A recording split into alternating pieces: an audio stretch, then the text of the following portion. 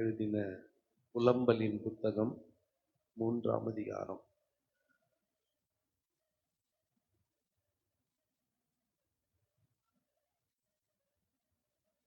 வசனங்கள் 26 41 வரை. எரேமியா எழுதின புலம்பலின் புத்தகம் 3ஆம் அதிகாரம் 26 41 வரை வாசிக்க கேட்போம்.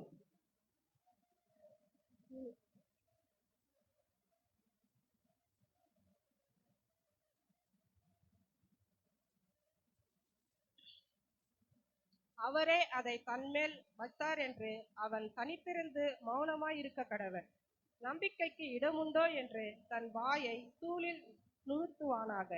தன்னை அடிக்கிறவனுக்கு தன் கன்னத்தை காட்டி நிந்தையால் நிறைந்திருப்பானாக. ஆண்டவர் என்றென்றைக்கும் கைவிட மாட்டார். அவர் சஞ்சலப்படுத்தினாலும் தமது மிகுந்த கிருபையின்படி இறங்குவார். அவர் மனப்பூர்வமாய் மனுபுத்திரரை சிறுமையாக்கி சஞ்சலைப்படுத்துகிறதில்லை. ஒருவன் பூமியில் சிறைப்பட்டவர்கள் யாவரையும் தன் கால்களின் கீழ் நசுக்குகிறதையும் உன்னதமானவரின் சமூகத்தில் மனுஷருடைய நியாயத்தை புரட்டுகிறதையும் மனுஷனை அவனுடைய வழக்கிலே மாறுபாடாக்குகிறதையும் ஆண்டவர் காணாதிருப்பாரோ? ஆண்டவர் கட்டளை இடாதிருக்க காரியம் சம்பவிக்கும் என்று சொல்லுகிறவன் யார்? உன்னதமானவருடைய வாயிலிருந்து தீமையும் நன்மையும் புறப்படுகிறதில்லையோ? உயிருள்ள மனுஷன் முறையிடுவானு? அவன் தன் பாவத்துக்கு வரும் தண்டனையை குறித்து முறையிடுகிறதென்ன? நாம் நம்முடைய வழிகளை சோதித்து ஆராய்ந்து கர்த்தரிடத்தில் திரும்ப கடவோம். நாம் நம்முடைய கைகளோடு கூட நம்முடைய இருதயத்தையும் பரலோகத்தில் இருக்கிற தேவனிடத்திற்கு ஏறெடுக்க கடவோம். ஆமென். 40 41 எல்லாரும் சேர்ந்து வாசிக்கலாம்.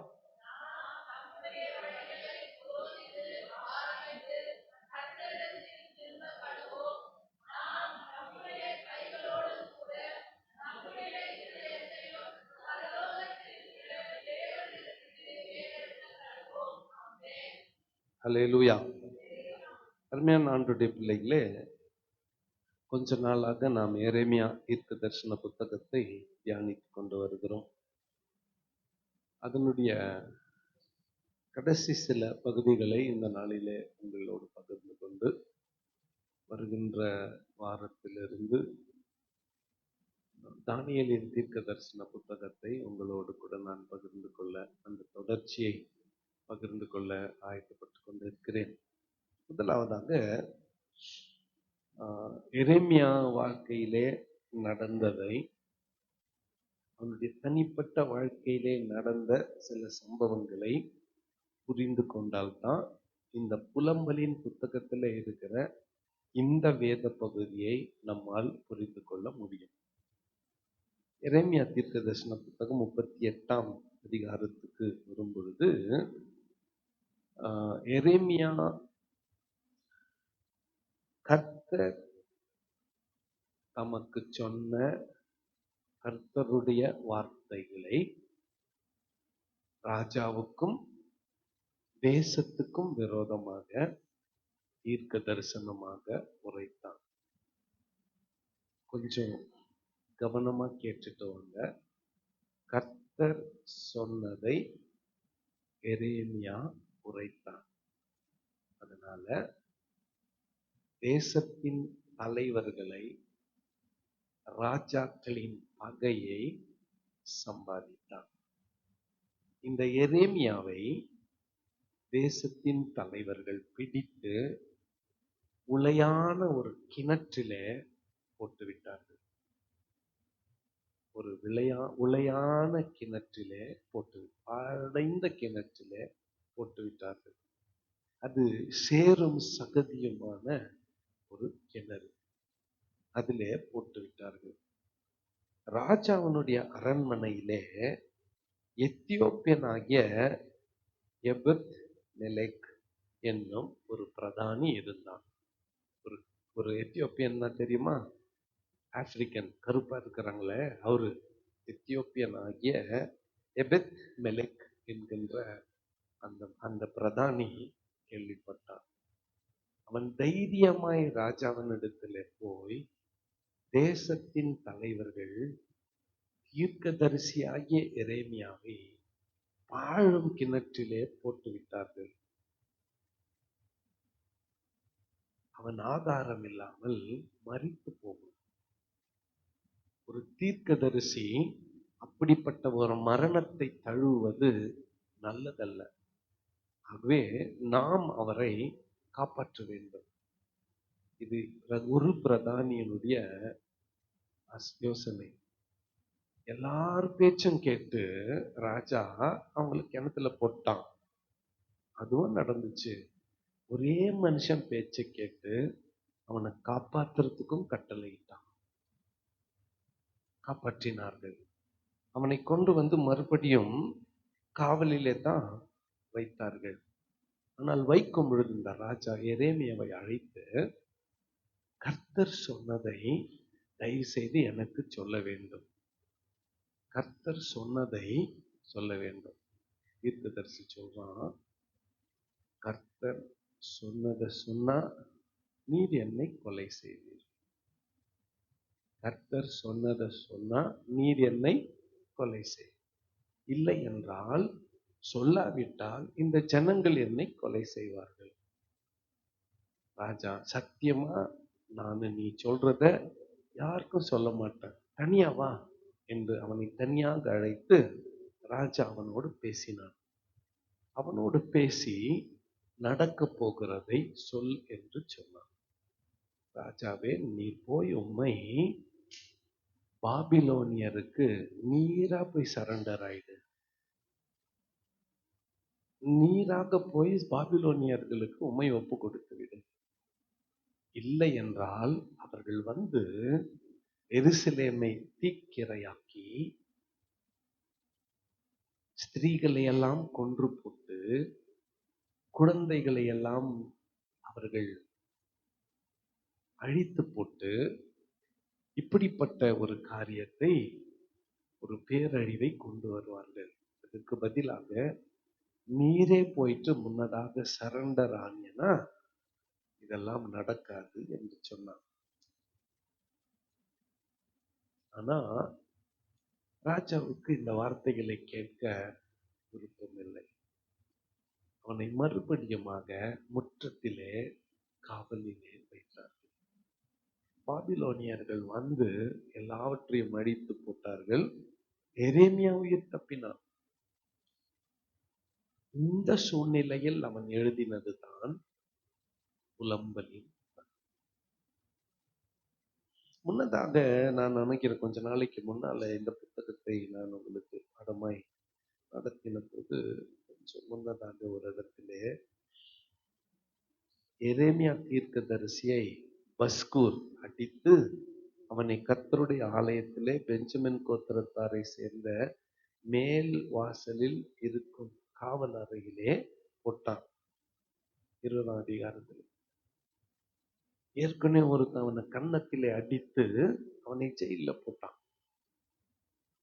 இந்த வாலிபனாகிய எரேமியனுடைய வாழ்க்கையில ஜெயில் ஜெயில் ஜெயில், கைது கைது கைது, தனிமை தனிமை தனிமை, வறுமை வறுமை வறுமை, வேதனை வேதனை வேதனை, துக்கம் துக்கம் துக்கம், நிந்தை நிந்தை நிந்தை, அவமானம் அவமானம் அவமானம், போராட்டம் போராட்டம். வாலிபனாய் இருந்த நாட்களில்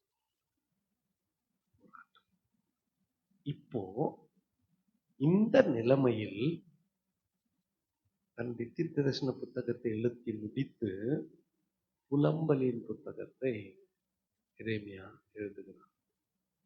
புலம்பலின் புத்தகத்தில் எத்தனையோ வசனங்கள் நமக்கு ஆலோசனை சொல்லக்கூடிய வசனங்களாய் இருந்தாலும், அதுல குறிப்பா இன்றைக்கு நாம் தெரிந்து கொண்ட இந்த வேத பகுதி மிக முக்கியமானதா இருக்கிறது. கர்த்தருடைய ரட்சிப்புக்கு நம்பிக்கையோட காத்திருக்கிறது நல்லது. ஃபர்ஸ்ட், கர்த்தருடைய ரட்சிப்புக்கு நம்பிக்கையோட காத்திருக்கிறது நல்லது. It's always better to wait upon the Lord for His salvation. அவருடைய ரட்சிப்புக்காக, அவருடைய மீட்புக்காக, அவருடைய உதவிக்காக நம்பிக்கையோட காத்திருப்பது நல்லது. நிறைய நேரத்துல ஈஸியா கிடைச்சிட்ட ஒரு பொருள் அதனுடைய மதிப்பே தெரியறதில்லை. சிரமப்பட்டு வாங்கின பொருளை பத்திரமா பாவிப்போம். சிரமப்பட்டு சம்பாதித்த பொருளை ஒழுங்கா பத்திரமா வச்சுக்குவோம்.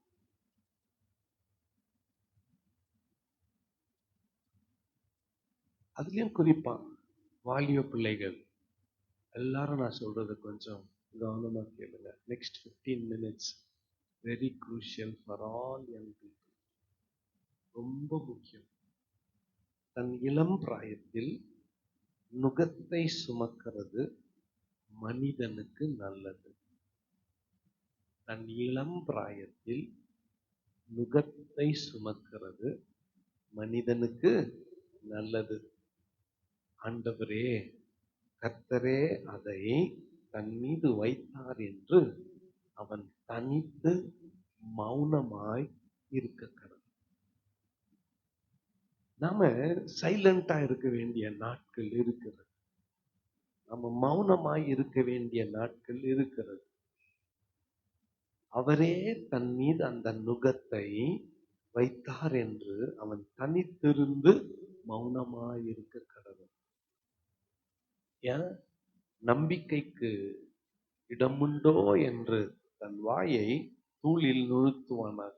அப்படின்னா வாயை எத்தனை போயிட்டு போய் தூண்ல ஒட்ட வச்சுக்கோன்றார். அதை போய் பேஸ்ட் போட்டு ஒட்டிக்கோ, எதனா போட்டு ஒட்டி கம் போட்டு ஒட்டிக்கோ பேசுறாரு. எப்பவுமே பாரத்தை சுமக்கும் போது விரக்தியினால வேதனையினால வார்த்தை வரும். அந்த வார்த்தை நல்ல வார்த்தைகளா வராது. நல்ல வார்த்தைகளா வராது. நோவு வரப்போ ஐயோ நான் செத்துட்டா கூட நல்லா இருக்குமே அப்படின்னு சொல்றோம்ல. இடுப்பு நோவு வரப்போ, கழுத்து நோவு வரப்போ, உட்காந்து ஏஞ்சிக்க முடியாம, படுத்துன்னு ஏஞ்சிக்க முடியாம கஷ்டம் வர்றப்போ சொல்றோம்ல. காரணம் என்னன்னா அழுத்தம். அடுத்து வாலிபன் தன்னை அடிக்கிறவனுக்கு தன் கன்னத்தை காட்டி நிந்தையால் நிறைந்திருப்பானாக. இப்படி யாரு இருந்தது? இப்படி யார் இருந்தது? நம்முடைய ஆண்டவராகிய இயேசு கிறிஸ்து. ஒரு கன்னத்தில் அறைந்தால் அவர் மறு கன்னத்தை காட்டினார். ஏன் அமைதலா இருக்கணும்? ஏன் நுகத்தை சுமக்கணும்? ஏன் பாரத்தை ஏத்துக்கணும்? ஏன் பேசக்கூடாது? ஏன் அமைதலா இருக்கணும்? ஆண்டவர் என்றென்றைக்கும் கைவிட மாட்டார். அல்லேலூயா. அவர் சஞ்சலப்படுத்தினாலும் தமது மிகுந்த கிருபையின்படி இறங்குவார். எத்தனை பேர் இதை விசுவாசிக்கிறீங்க? ஆமா, அவர் கொஞ்சம் சில காலம் என்னை சஞ்சலப்படுத்தினாலும் அவருடைய மிகுந்த கிருபையினால் எனக்கு இறங்குவார். அல்லேலூயா. அடுத்து, மனப்பூர்வமாய் கர்த்தர் மனிதனை சிறுமைப்படுத்துவதில்லை. வேண்டுமென்றே நாம குழந்தைங்களை ரத்தம் வரும்படியாய், காயம் ஏற்படும்படியாய் அடிக்கிறது இல்ல. வேணுனே, அதுலயும் நாம பெற்ற பிள்ளைகளை வேணுனே அடிச்சு காயப்படுத்துவோமா? படுத்த மாட்டோம். ஆண்டவர் வேண்டுமென்றே மனப்பூர்வமாய் மனுபுத்திரரை சிறுமையாக்கி சஞ்சலப்படுத்துவதில்லை. மாறாக வேற ஒருத்தன் பூமியில் சிறைப்பட்டவர்கள் யாவரையும் தன் கால்களின் கீழே நசுக்குகிறதையும், உன்னதமானவரின் சமூகத்தில் மனுஷனுடைய நியாயத்தை புரட்டுகிறதையும், மனுஷனை அவனுடைய வழக்கிலே மாறுபாடாக்குகிறதையும் ஆண்டவர் காணாதிருப்பாரோ? வேற ஒருத்தன் பலமுள்ள ஒருவன் பலவீனமான ஒருவனை நசுக்குகிறதை, அவன் நியாயத்தை புரட்டுகிறதை கர்த்தர் காணாதிருப்பாரோ? கர்த்தர் கட்டளையிடாமல் இவைகள் சம்பவிக்குமோ? உயிருள்ள மனுஷன் முறையிடுவானேன்? உயிருள்ள மனுஷன் முறையிடுவானேன்? அவன் தன் பாவத்துக்கு வரும் தண்டனையை குறித்து முறையிடுவது என்ன? தன் பாவத்துக்கு வருகிற தண்டனையை குறித்து முறையிடுகிறது என்ன? நாம் கர்த்தருடைய வழிகளை சோதித்து ஆராய்ந்து கர்த்தரிடத்தில் திரும்ப கடவுள். வாலிப பிள்ளைங்களுக்கு முக்கியம்னு நான் சொன்னேன். நம்முடைய வழிகளை ஆராய்ந்து பார்த்து கர்த்தரிடத்தில் திரும்ப கடவுள். நாங்க 17, 18 வயசு இருக்கும் பொழுது அல்லது 13, 14 வயசு இருக்கும்போது காலையில எல்லாரும் ஏஞ்ச உடனே ரயில் ரோட்டு ஓரத்துல திலீப் அவங்க வீடு அங்கத்தான் இருக்கும். அவங்க திண்ணை மேல போய் உக்காந்துக்குவோம். காலையில லீவு நாளா இருந்தா அங்கத்தான் சின்ன டென்னிஸ் பால்ல ஃபுட்பால் விளையாடுறது அங்கத்தான் உட்காந்து. சாயந்தரம் பால் எடுத்துன்னு கிரவுண்டுக்கு போயிடுவோம். எங்க விளையாட்டெல்லாம் அவ்வளவுதான். மாலை வேலையில எப்படி இங்க வாலிப பிள்ளைங்க வராங்க நம்ம சர்ச்சுக்கிட்ட. இந்த செவத்து மேல ஒருத்தன் உக்காந்துக்கிறான், இந்த செவத்து மேல ஒருத்தன் உக்காந்துக்கிறான், இந்த செவத்து மேல ஒருத்தன் உக்காந்துக்கிறான், அந்த டேங்க் மேல ஒருத்தன் உக்காந்துக்கிறான். இவங்கெல்லாம் நண்பர்கள். அந்த டேங்க் மேல ஒருத்தன் உக்காந்துக்கிறான், அந்த சைட்ல வீட்டு சைட்ல ஒரு இடம் இருக்குது, அங்க ஒருத்தன் உக்காந்துக்கிறான். ஒருத்தன் அங்க ஒரு புல் தரை நல்லா இருக்குது, அங்க ஒருத்தன் உக்காந்துக்கிறான். அங்க ஒரு கல்லுக்குது பாறை, அங்க ஒருத்தன் உக்காந்துக்கிறான். இவங்கெல்லாம் நண்பர்கள்.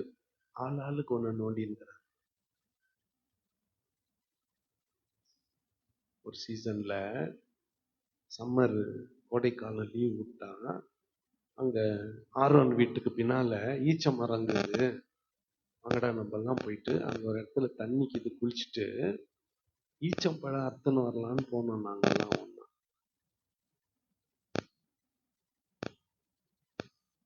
4-5 பேர் ஒண்ணா போனோம்.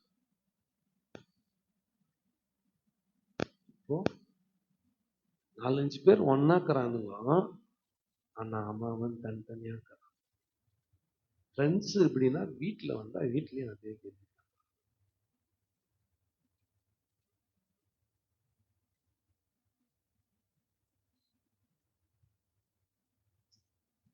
நாம் நம்முடைய வழிகளை சோதித்து ஆராய்ந்து கர்த்தரிடத்தில் திரும்ப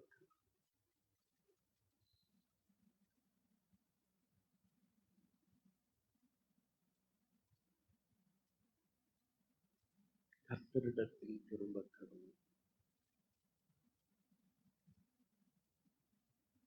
நாம் நம்முடைய கைகளோடு கூட நம்முடைய இருதயத்தையும் பரலோகத்தில் இருக்கிற தேவனிடத்திற்கு ஏறெடுக்க கடவுள். நாங்கள் துரோகம் செய்து கலகம் பண்ணினோம், ஆகையால் தேவரீர் மன்னியாதிருந்தீர் என்று புலம்ப கடவுள். நான் இப்பொழுது கடந்து போய் கொண்டிருக்கிற இந்த சூழ்நிலைக்கு நான் தான் காரணம். என் முகத்தை என் கைகளோடு, என் கிரியைகளோடு, என் செயல்களோடு உன் பக்கமாய் திருப்புகிறேன். ஆண்டவர் பக்கமாய் திருப்புகிறேன் என்று திரும்ப கடவுள். நம்முடைய வழிகளை ஆராய்ந்து பார்த்து செம்மையான வழிகள் எவைகளோ அவைகளிலே நடக்க கடவுள். பல வழிகள் இருக்கிறது, பல வழிகள் இருக்கிறது. அதிலே செம்மையான வழியிலே நடக்க கடவுள். ரூட் நிறைய இருக்குது, பாதைகள் நிறைய இருக்குது. ஒரு சர்க்கிள் போனீங்கன்னா, 5 வழிக்கு போனீங்கன்னா 6 ரோடு இருக்குது, 6 வழிக்குது. அதுல செம்மையான வழி எதுவோ அந்த வழியிலே நடக்க. தன் இளம் பிராயத்திலே நுகத்தை சுமக்கிறது வாலிபனுக்கு, மனிதனுக்கு நல்லது. காரணம் என்னன்னு சொன்னா, அப்பதான் கர்த்தருடைய வழி நடத்துதல் நமக்கு விளங்கும். இங்கத்தான் அற்புதமான வார்த்தை. 22, 23 வாசிக்கலாம். புலம்பல் 3, 22, 23.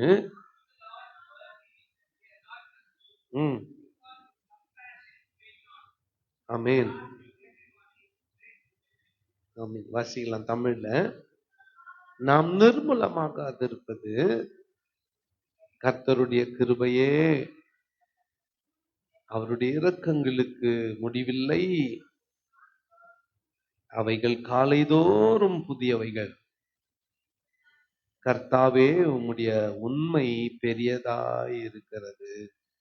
நாம் நிர்மூலமாகாதிருப்பது கர்த்தருடைய கிருபையே, அவருடைய இரக்கங்களுக்கு முடிவில்லை, காலைதோறும் அவைகள் புதியவைகள், உமது உண்மை பெரியதாய் இருக்கிறது. இவ்வளவு கஷ்டத்துல அடிமையா போட்டு, கன்னத்துல அடிக்கப்பட்டு, காயப்பட்டு, பாடுங்கணத்துல தள்ளப்பட்டு, மறுபடியும் காப்பாற்றப்பட்டு, முற்றத்திலே காவலில் வைக்கப்பட்டு, இவ்வளவு நடந்தாலும் நாம் நிர்மூலமாகாதிருப்பது தேவனுடைய சுத்த கிருபையே, அவருடைய இரக்கங்களுக்கு முடிவில்லை, அவைகள் காலைதோறும் புதியவை.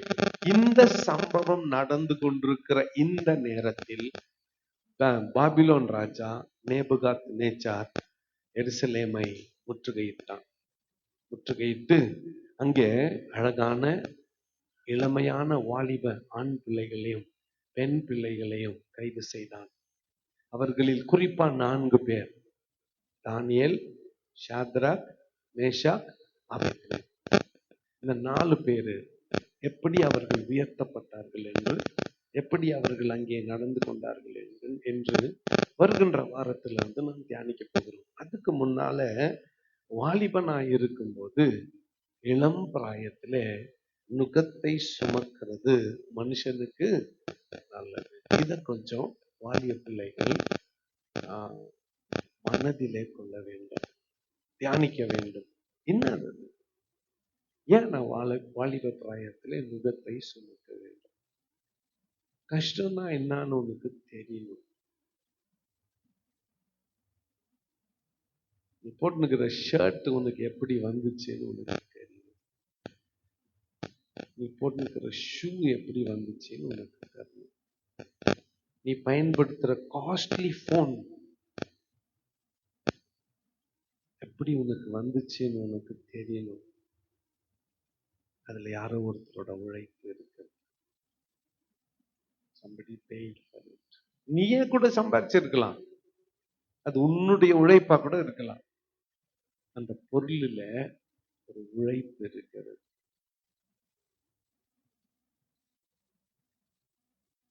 சிலருக்கு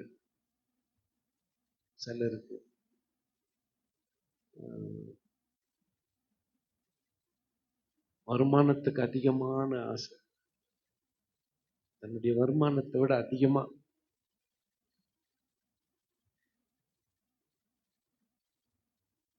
வாலிப நாட்கள்ல நாம் ஆசைப்பட்டது இல்லாம இருந்தா அதை பத்தி ரொம்ப கவலைப்படாது. அப்படின்னா வண்டி, எல்லாரும் வண்டி வச்சிருக்கிறாங்க, என்கிட்ட சைக்கிள் கூட இல்லை. காலேஜுக்கு நான் எப்படி நடந்து போறது? இது ஒரு பொதுவான ஒரு ஆசை. ஒரு சைக்கிள் நானும் பாஸ்டர் தண்டராஜையும் ஷேர் பண்ணிக்கிறோம். அவருக்கு நைட் ஷிஃப்ட்னா அவர் சைக்கிள்ல போயிட்டு வந்துட்டு அதில் படுத்துட்டு வர, நான் அந்த காலேஜுக்கு போவோம். அப்படி தவறி பஞ்சர் கிச்சர் ஆகிட்டு எடுத்துன்னு வந்து வச்சா சாயந்தரம் கீது வீட்டு. அவருக்கு டே ஷிஃப்டாக இருந்தால் சைக்கிள் இல்லை, நடந்து தான் போகணும் காலேஜுக்கு. நடந்து தான். எங்கள் வீட்டில் ஒரு 100, 150 ஷூ விழுந்துட்டு இருக்குது. எந்த பக்கம் திரும்பினாலும் ஷூ தான். 150 ஜோடி ஷூ இருக்குது. நிறைய பேர் என்ன கேட்குவாங்க, ஏன் ஷூ போடுறது? இதுக்கு பின்னால ஒரு கதையே இருக்குது. இதுக்கு பின்னால ஒரு கதையே இருக்குது.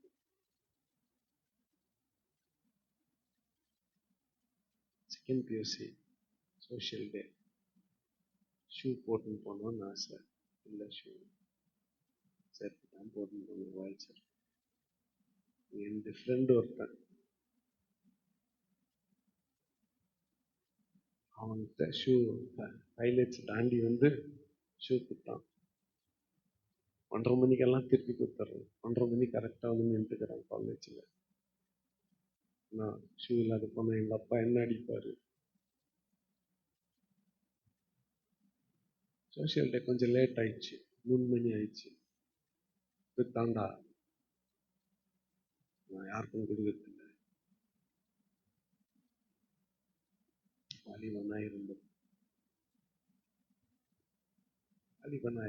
எங்க அப்பா 8 பிள்ளைங்க, நல்ல படிப்பை கொடுத்தாரு, வசதிகளை ஏற்படுத்தி கொடுக்கல, வறுமையிலையும் வாட வைக்கல, வறுமையில வாட வைக்கல.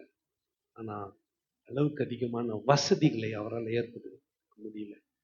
8 பிள்ளைகளையும் படிக்க வைக்கணும், ஃபீஸ் கட்டி படிக்க வைக்கணும், அநியாயமா சம்பாதிக்கிற ஆள் இல்லை. வரைக்கும் போஸ்ட் ஆஃபீஸில் 6 மணிக்கு பெம்மல்ல இருந்து 100 டெலிகிராம் வரும். ஒரு டெலிகிராம் வச்சா ₹1.5 லேட் ஃபீ. ஒரு டெலிகிராம் பண்ணா ₹1.5. இந்த மெசஞ்சர் 6 மணிக்கு மேல ஒருத்தர் பெரிய புல்லட்ல எடுத்துன்னு வந்து வருவார். ஒரு கால் அவருக்கு எடுத்துன்னு வந்து கொடுப்பாரு. 6ல இருந்து 8:30 மணி வரலாம் அந்த மெசேஜை பாஸ் பண்ணுவார். அன்னைக்கு ₹150 எக்ஸ்ட்ரா சம்பாரிச்சார். அந்த மாதிரி வாரத்தில் 3 நாள் 4 நாள் அப்படி சம்பாரிச்சு ஓவர் டைம் பண்ணி தான் ஒவ்வொரு பிள்ளைக்கும் ஃபீஸ் கட்டினாரு, ஒவ்வொரு பிள்ளையும் படிக்க வச்சார். ஆனா நம்மளுக்கு என்ன கொழுப்பு, எங்க அப்பா ஷூ வாங்கி கொடுக்கல, பிறந்த நாளுக்கு துணி வாங்கி கொடுக்கல. பல பிறந்த நாள் அழுதுனே போயிடுச்சு. என்னத்துக்கு துணி வாங்கி, கேக்கெல்லாம் கற்பனை, கேக்குனா என்னன்னே தெரியாது. நாங்க சின்ன பிள்ளைங்கள சத்தியமா சொல்றோம். கேக்கு இப்போ ராத்திரி 12 மணிக்கு வெட்டுறாங்க, காலையில 6 மணிக்கு வெட்டுறாங்க. ஒரு நாளைக்கு ஒரு பிறந்த நாளைக்கு 5 கேக்கு வெட்டுறாங்க. அதுனா என்னன்னே தெரியாது. 7 மணிக்கு வரப்போ ஒரு கேஸ் கறி வாங்கிட்டு வருவாரு. அதுக்கப்புறம் சோறாக்கி அதுக்கப்புறம் தான் பிறந்த. அப்போ வாலிபனா இருந்தபோது இப்பேற்பட்ட நுகத்தை சுமந்ததுனால நான் வாழ்க்கையில பக்குவப்பட்டேன். என்னாச்சு? பக்குவப்பட்டேன். அதனால அநித்தியமான பொருட்களின் மேல ஆசை இல்லை, நாட்டம் இல்லை. சென்னையில ஒரு மீட்டிங் நடக்க போகுது. அந்த பாஸ்டர் போயிட்டு, ஐயா அங்க புதுசா ஒரு கிளாஸ் ஸ்டார்ட் ஆகுது, ஐயா நீங்க மைக் வச்சுக்கிற மாதிரி கோட்டு டை போட்டுனுக்கிற மாதிரி ஒரு போட்டோ அனுப்புனாரு. நான் எங்க போறது? அதெல்லாம் இல்லையா, பாஸ்டர் இவரை கேட்டு வாங்கிக்கோங்க, இன்னொருத்தர் பாஸ்டர் சொல்லி அவரை கேட்டு வாங்கிக்கோங்கன்னு சொல்லு. ஏன் இதை சொல்றேன்னு தெரியுமா? அதெல்லாம் நமக்கு நித்திய மீட்பை தரும். நிறைய பேருக்கு அது மேல கவலை. ஐயோ எனக்கு ஷூ இல்லையே, எனக்கு இது இல்லையே, அது இல்லையே. ஒருவேளை ஆண்டவர் வேண்டும் என்று அதை கொடுக்காமல் உன் வாலிப நாட்களை கடக்க வைக்கிறார். இன்டென்ஷனலி, வேண்டும் என்று. ஆண்டவருடைய பிளான் அப்படி இருக்கலாம். எரேமியாவுக்கு அப்படித்தான் இருந்துச்சு, எசேக்கியேலுக்கு அப்படித்தான் இருந்துச்சு, தானியேல், சாத்ராக், மேஷாக், ஆபேத்நேகோ என்கின்ற வாலிபர்களுக்கு அப்படித்தான் இருந்துச்சு. அப்படித்தான் இருந்துச்சு. இளம் பிராயத்திலே நுகத்தை சுமக்கிறது தான் மனிதனுக்கு நல்லது. உன்னுடைய வாலிபத்தை கடந்து வயது அதிகமாகும் பொழுது அதை உணர்வாய். உன் வாலிபத்தை கடந்து வயது முதிர்ந்தவனாய் ஆகும்போது அதை உணர்வாய்.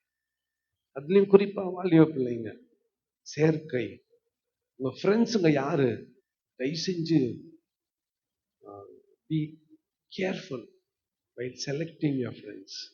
உங்கள் நண்பர்களை தெரிந்து கொள்ளும் பொழுது மிக கவனமாயிருங்கள். சில டேஸ்ட் எல்லாம் நம்மளுக்கு வேணாம், சும்மா அது எப்படி இருக்குதுன்னு பாக்குறது கூட வேண்டாம். இழுத்தா எப்படி இருக்குதுன்னு வேணாம். அது இழுக்காத இருக்கிறதே நல்லது. என்ன முறைக்கிறீங்க? ஆனா அது இழுத்தா விடவே முடியாது. ஒரு முறை இழுத்துட்டா திரும்பி விடவே முடியாது.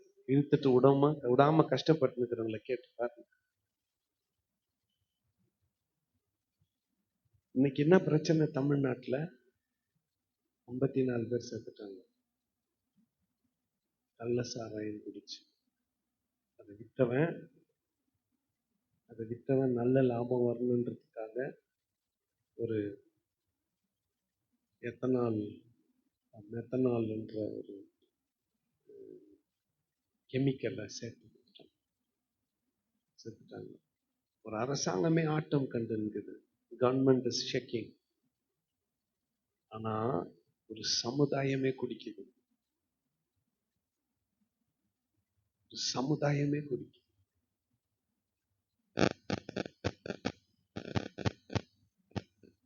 சாவாயிடுச்சு. ஒரு வீட்டுல சாவுக்கு போறாங்க. அங்க சாவுக்கு போனவங்களுக்கெல்லாம் கொடுத்தாங்க. இலவசமா கிடைக்குதுன்னு ஒண்ணு. விஷம்னா கூட வாங்கி குடிப்பியா? அப்படித்தான் குடிச்சாங்க. ஃபர்ஸ்ட் ஃப்ரீ தான்பா பார்ட்டில. ஃபர்ஸ்ட் பார்ட்டில ஃப்ரீ தான். அந்த ஃபர்ஸ்ட் பீர் பாட்டில் ஃப்ரீ தான். காசு கொடுக்க வேண்டாம். வேற யாரு கொடுப்பான்? ஃப்ரெண்ட் கொடுப்பான். அத உனக்கு இன்ட்ரோடியூஸ் பண்றான் பாரு, அவன் கொடுப்பான். ஃப்ரீ தான். ஃபர்ஸ்ட் பாட்டில் ஃப்ரீ தான். அதுக்கப்புறம் அந்த பாட்டிலுக்காக நீ திருடணும், ஏமாத்தணும், பொய் பேசணும், அப்பா பாக்கெட்ல கை விடணும், வீட்டுல இருக்கிற பொருள் எடுத்துன்னு போய் விற்கணும். கடைசியில நிர்வாணமாய் கால்வாய் ஓரத்துல விழுந்து கிடக்கணும். அதுதான் எண்ட் ரிசல்ட். ஃபுல் குடிச்சிட்டு கை கால் நடுங்கி சாகக்கூடாத வயசுல சாவணும். எங்க ஆரம்பமாச்சு? ஃபர்ஸ்ட் ஃப்ரீ பாட்டில்ல ஆரம்பமாச்சு. முதல் இலவசத்துல ஆரம்பமாச்சு.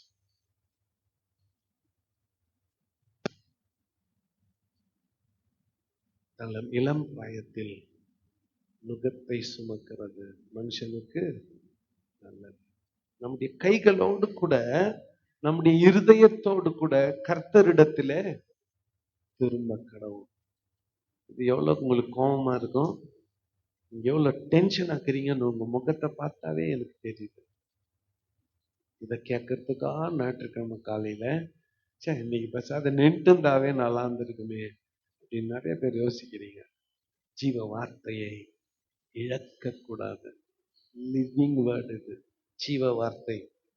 நாம் நம்முடைய வழிகளை ஆராய்ந்து சோதித்து கர்த்தரிடத்தில் திரும்பக்கிறது. Let us turn to the Lord before it could be too late. மிக தாமதமாய் போவதற்கு முன்பதாக கர்த்தரிடத்தில் திரும்பக்கிறது.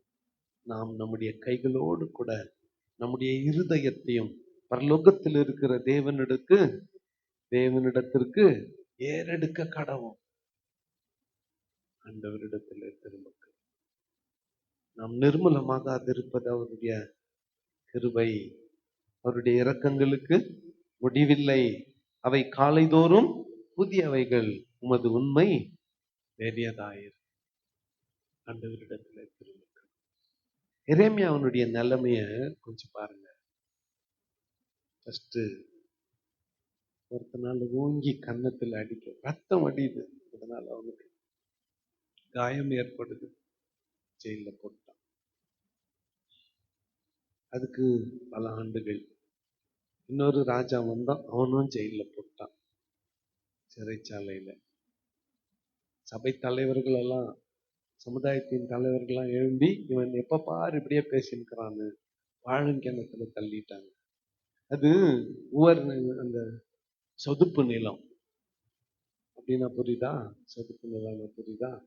அப்படியே கொஞ்சம் கொஞ்சமா சிங்கிங் சாண்ட், இந்த கிணத்துல கொஞ்சம் கொஞ்சமா அப்படியே உள்ள போய் கடைசியில அப்படியே புதைஞ்சு போயிடுவாங்க. அந்த மாதிரி கிணத்துல தள்ளிட்டாங்க. ஆனா கர்த்தர் ஒரு மனுஷனை ஏற்படுத்தி அவன் மூலமாய் ராஜாவினிடத்துல பேசி அவனை காப்பாற்றி. ஏன்னா இந்த வாலிபன் கர்த்தருக்காக தன்னை ஒப்பு கொடுத்தவன். காவலிலே இருந்தாலும், காயப்பட்டிருந்தாலும், ரட்சிப்புக்கு இடமுண்டோ என்று கர்த்தருக்காக காத்திருப்பது நல்லது. Learn to wait for the Lord. நம்பிக்கைக்கு இடமுண்டோ என்று வாய் அமைதலாய் இருக்க வேண்டும். தன்னை அடிக்கிறவனுக்கு தன் கன்னத்தை காட்டி நிந்தையால் நிறைந்திருக்க வேண்டும். ஆண்டவர் என்றென்றைக்கும் கைவிட மாட்டார். நீ உன் ஆசீர்வாதத்தை பெறுகிற ஒரு நாள் இருக்கிறது. You have a day is appointed for you. உனக்காக ஒரு நாள் குறிக்கப்பட்டிருக்கிறது. அந்த நாள் வரும் பொழுது ஒருத்தனும் உன்னை ஒண்ணும் பண்ண முடியாது. பிரச்சனைகள் எல்லாம் நீங்கும், காயங்கள் எல்லாம் கட்டப்படும், உன் ரணங்கள் எல்லாம் மாற்றப்படும், வேதனைகள் எல்லாம் நீங்கும், குறைவுகள் எல்லாம் நிறைவாகும். இல்லாமை உன்னை விட்டு அகன்று போகும், வியாதி உன்னை ஒழிந்து போகும், பலவீனம் உன்னை விட்டு நீங்கி போகும். அந்த நாள் வரும் வரையில கர்த்தருக்காக பொறுமையாக கர்த்தர் சுமத்தின நுகத்தை சுமந்து கொண்டு அமைதலாயிருக்கிறது. அல்லேலூயா, ஒரு அல்லேலூயா சொல்லுங்க. அருமையான ஆண்டவருடைய பிள்ளைகளே, கர்த்தர் உன்னை ஆசீர்வதிக்கிறார், கர்த்தர் உன்னை விடுதலை ஆக்குகிறார், ஆண்டவர் உனக்கு நன்மை செய்கிறார். என்கரேஜிங் மெசேஜ் கேட்டு கேட்டு கேட்டு பழகிட்டோமா? எப்பனா ஒரு முறை இப்படின்னு அப்படியே மூஞ்செல்லாம் சுருங்கி போயிட்டு என்ன பண்றது? எனக்கு எவ்வளவு சுருங்கி இருக்கும் நேற்று ராத்திரி எல்லாம் இதை ஆயத்தப்படுத்தும்.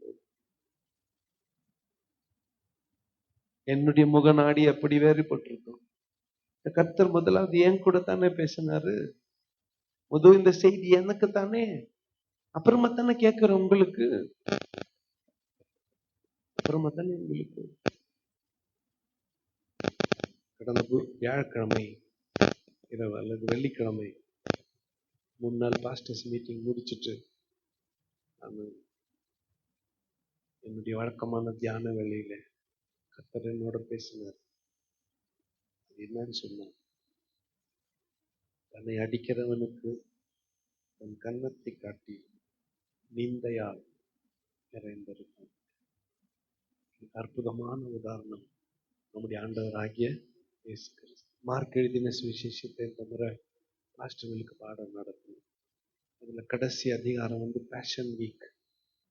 இயேசுநாதர் சிலுவையில் அறையப்பட்ட 4 அதிகாரத்திலிருந்து அந்த பகுதி மார்க் ரொம்ப அழகாக ஆண்டவராகிய இயேசுவின் சிலுவை பாடுகளை கொண்டு வந்து நிலை நிறுத்துகிறார். இந்த பாடுகள் எல்லாம் எதுக்காக? நம்மை ரட்சிப்பதற்காக, நம்மை மீட்கும் பொருளாக, நம்மை மீட்டெடுப்பதற்காக.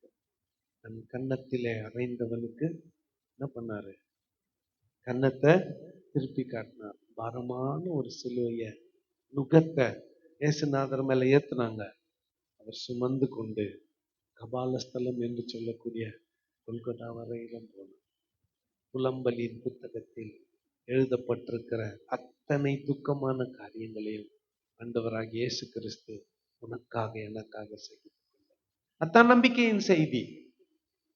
நமக்காக இந்த பாடுகளை இயேசு ஏற்றுக்கொண்டார், அவர் சகித்துக் கொண்டார், அவர் தாங்கிக் கொண்டார்.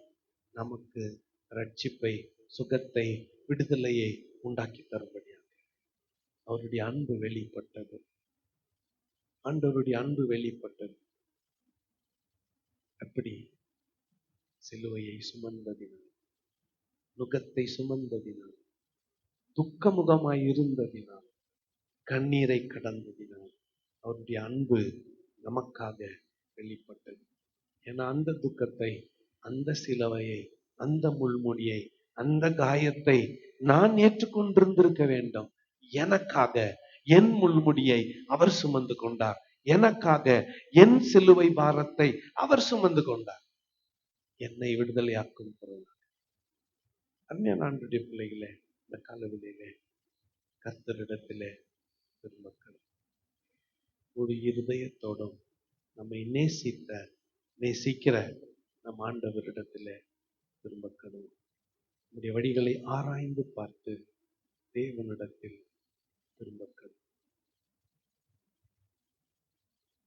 ரட்சிப்புக்கு ஏதுவான, மீட்புக்கு ஏதுவான நல்ல வழிகளை தெரிந்து கண்களை மூடி நாம் ஜெபம் செய்வோம்.